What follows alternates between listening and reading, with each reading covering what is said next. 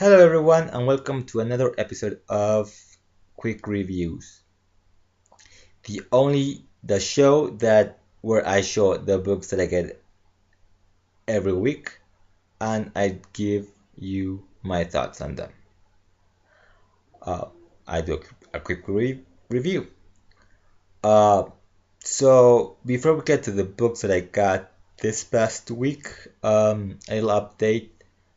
If you've been following me on or been checking out my blog, by the way, I like to thank Sleepy Reader 666 as he is following me through my blog. So he'll get in his email every post that I make. Anyways, as uh, I've been checking out my blog, you've noticed that I haven't done a lot of reviews recently, and that's because two reasons. One, my original idea was to try to review every book that I show, which is turning out to be impossible. So I'll be sticking with just a small number of titles. Probably the books that I've been picking up, that I've been reviewing since last month. I'll be adding a couple of more as well. I did post a few reviews recently as double reviews, so that's as double reviews. Today I actually just this morning, once again Sunday the 23rd, I uploaded the reviews for Action Comics and Green Arrow, which were titles that I reviewed when I started, the blog and reviewing comics. So throughout the week, I will be uploading a review for Superman, Wonder Woman, and the books that I'll be showing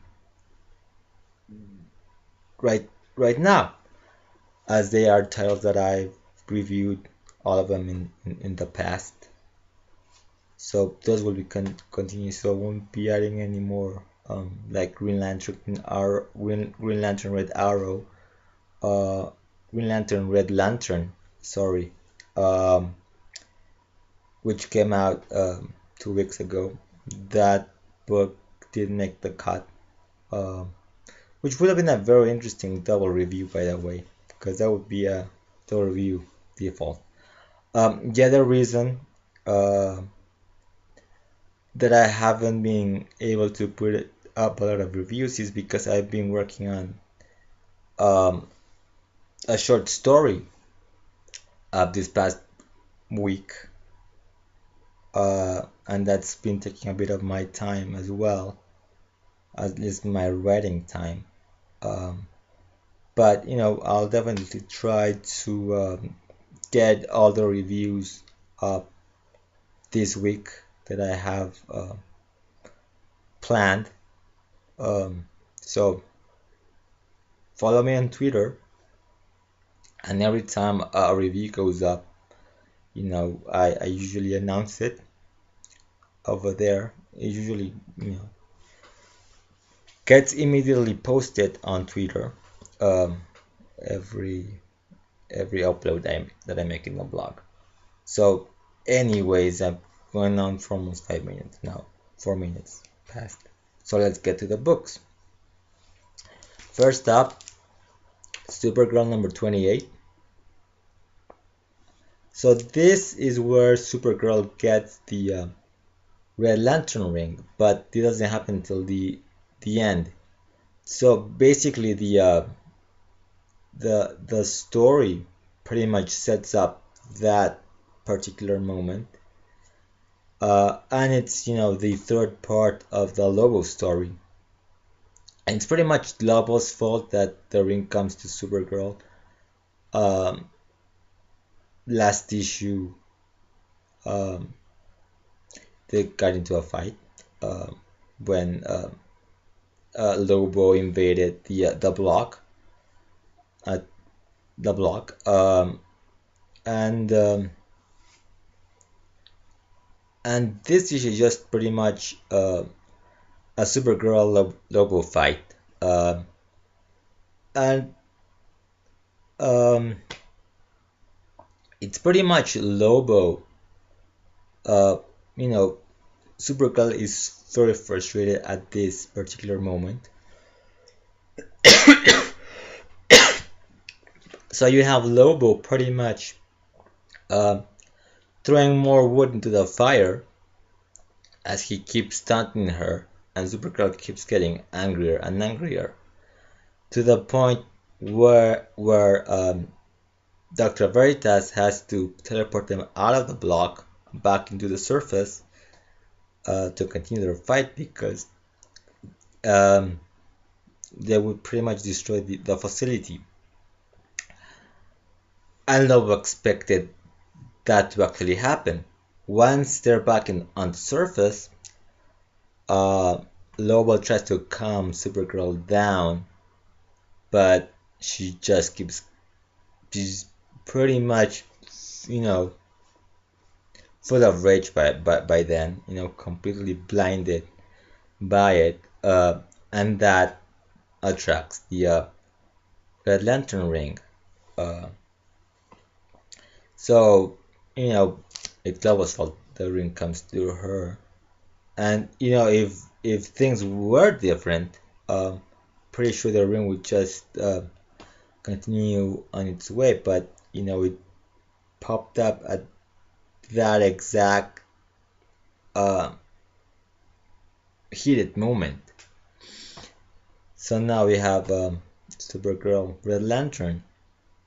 The other thing I really liked about this issue is that Shiban, the Silver Banshee returns. Shiban Smith,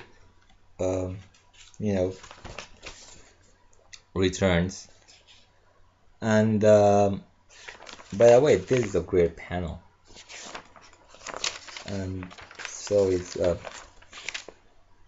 this one, but so Shivan returns, and I actually like that moment because usually a lot of modern day writers, when a creative team changes, they usually forget the supporting characters, and they just go on and do their own thing. But I'm glad that in this issue that all that built up from 20, what was it, 20 issues, still pays off, and the characters aren't being forgotten. So really great issue, this one. I'm interested to see where it goes. I just hope it doesn't go too long. Another one of my top reads. I mean, there are 3 books that I pick up every month that are my top books. This title, Green Arrow, and All-Star Western. So anyways, Wonder Woman number 28, it picks up right where it left off last issue with Wonder Woman and company looking for Sola with the help of Artemis. So they arrived at the subway station where Sola was picked up by Dionysus. While in France, Cassandra has arrived and set the Minotaur free to capture Dionysus, which he does after some cockiness from the god, which didn't work out so well. But that time, Wonder Woman and her team, Mercury, and her team arrived in Paris, so they leave Hera, in Dio's house. they head for the woods, Artemis and the messenger god. Um, and it's actually too late, they got Dionysus, soul is safe.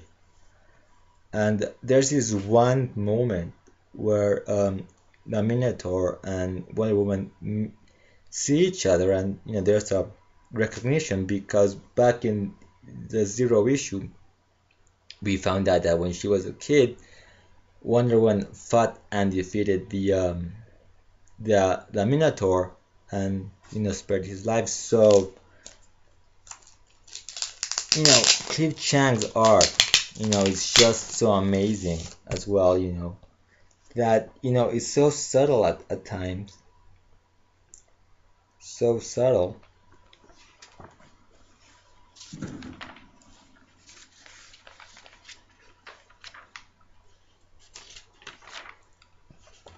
you know but here, I mean, it's so subtle because there's a lot that's being said, just by these images, that you don't really need to have any sort of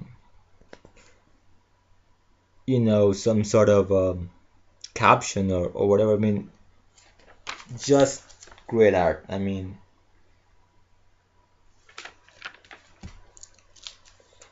it's just great art.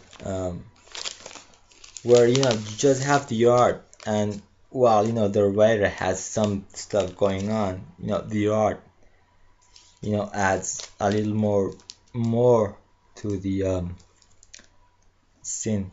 Give me a second. Sorry if it's a little too dark, but it's kind of cloudy here today. So I'm just gonna try to add a little bit more light.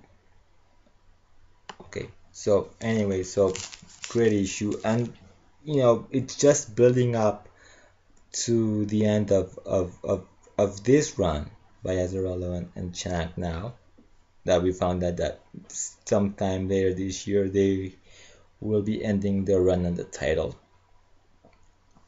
A great art. And what else happens in this book is we're continuing to see the confrontation between Apollo and the firstborn, and to the point where you get this again shocking ending.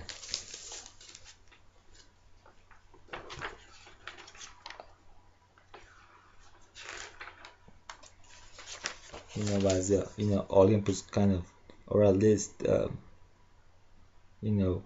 blows up Olympus, or so so the great thing about this book is you really don't know where it's going.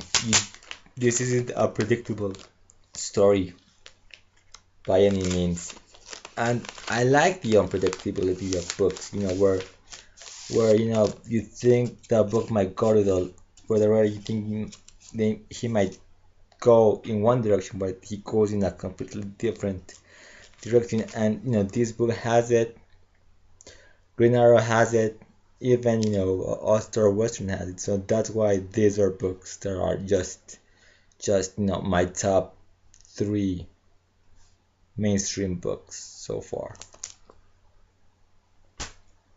Now we come to the dud of the week.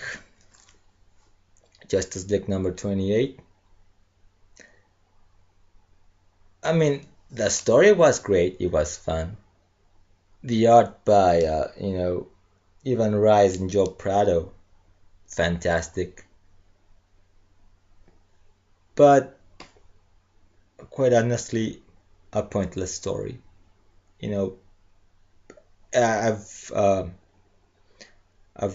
heard a few opinions on this title. I mean, just this Friday in Comic Book Roundtable, same thoughts about it. I mean, it's a forever evil tie-in, and the only thing that it does is that it ties in into Forever Evil because it takes place during Forever Evil. That we, you know, the Metal Men are introduced, but they weren't introduced. We got a flashback to their origin, which would be perfect for, a zero issue and number one. If you wanted to, again, Johns is just wasting pages. He could have done a very, short origin and, get the Metal Men into action and,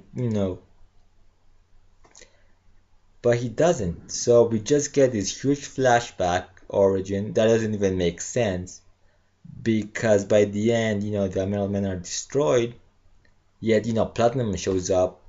He showed up, before Trinity War. But it seems that the Metal Men haven't been in action for 6 months. So, what the hell? That was my first thought after I finished reading this book was, what the hell, Johns? Don't you even read your own work? I mean, Bloodman showed up before Forever Evil, and you're telling us that the Metal weren't around for 6 months. No explanation to it. And, again, this book doesn't really add anything to the Forever Evil story. It's been just an origin book for the past 3 issues, which I kind of get those 3 issues kind of needed to be done because it adds a little background on the Syndicate. So that was necessary, I guess. The past 4 issues, sorry.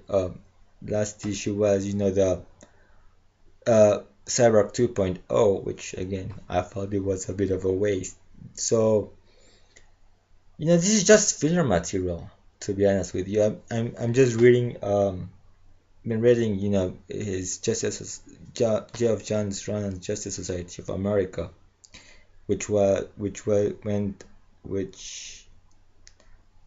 the last team book he did, post pre-New 52. That was a great book, a great team book. This book hasn't really been that since it started. So, this book is hanging really on a very, very thin thread for it to be dropped. Give me a sec. The next book I picked up is from Dark Horse. Okay, so the next book I picked up is from Dark Horse, which is Skyman number 2 of 4.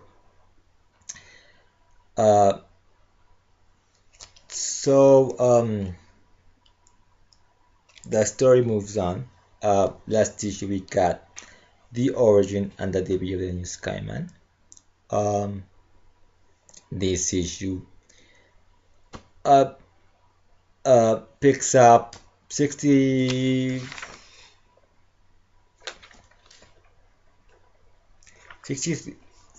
days later. They've been going out on a tour, with Skyman. But as it turns out, our good friend Sergeant Reed is just, as he discovers, he's just, the PR guy. The Skyman project is still, doing Black Ops stuff. So, he's just there as an image, make nice, while somebody else uses the Skyman uniform to continue, doing all these Black Ops for the government. The art is great. I think the big problem with the art, though, is not the art itself, but the coloring, because it just muddies up the art at times. You just get, a lot of sketchiness, a lot of shadowing, sort of makes it kind of murky. But I think it's just more about the coloring than the art itself. But it was a great issue, and basically, I mean, what you get here, is Skyman, as an ambiguous of no, what I'm trying to say is, Skyman, at least the character of Eric Reed, he's a pure hero, in the best sense of the word. He does the right thing because it's the right thing to do, and what he does in this issue is, after the whole, Sky Show thing that they're, promoting Skyman over in Egypt, in Cairo, he goes out, visits the city. That's when, his handler, Lieutenant Sharp, takes on the Skyman uniform to kill two apparent terrorist leaders. Sorry. And at first Reed doesn't know what's going on. There's just this huge explosion in this building. This huge explosion in this building, and the firemen are there, and Reed, there are people trapped, and Reed, who is crippled, you see him running, you see him just here, like, running to save people, and that's when he notices that Sharp is actually using the Skyman uniform. He later on confronts him. They have a bit of a tussle. Reed is able to knock him out, takes the Skyman uniform and escapes. Because he is absolutely disgusted by this sort of morally ambiguous thing where you can't kill people, and even though there's collateral damage, they don't count. They're collateral damage. What counts is the mission, getting rid of very nasty people. So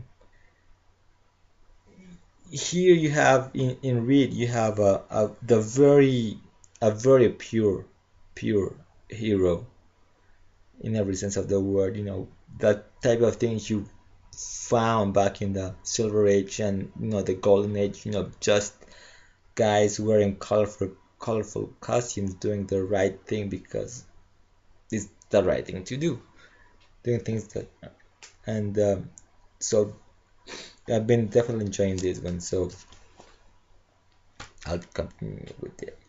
So those are the new books that I got this week, and I picked up a back issue, Rachel Rising number 11, which I actually missed when I was doing my haul from my shop sale. In fact, I was gonna get this one, but I actually got number 12, so I picked this one up. And I actually was looking for issue 23, which I didn't see. So when I went to the back issue box, I found actually saw issue 23. I decided to pick this one up instead, probably picking up issue 23 soon. because I actually added this book to my pool. So at times, I'm kind of I don't really want to add too many books to my pull list, um, because it just gets kind of expensive at times, and I do want to have certain books, like Skyman over there that I showed, as much more flexible stuff. If I can get it one day, I'll be able to pick it up, the following week. If it's, too expensive, and this coming week, it's gonna be heavy for me financially because the Lewis Lane one shot is coming out, and that's a $5 book. So, usually the last week of the month is heavy for me. Uh, Anyways, so, in this other book, which I actually added to my pool, uh, uh, you know,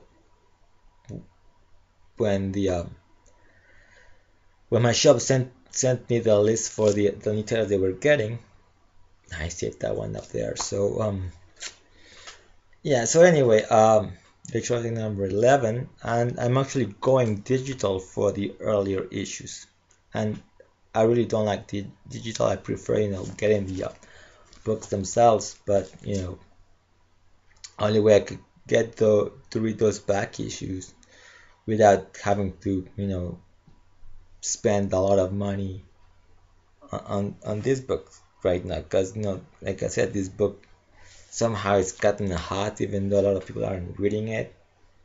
I mean, those early issues are just going for a lot of money, which I don't get. So yep, that's it for this week. So check out the throughout the week for the reviews of these four titles, these four books. All of them will be reviewed, plus Superman Wonder Woman, which is way overdue. So as I always say,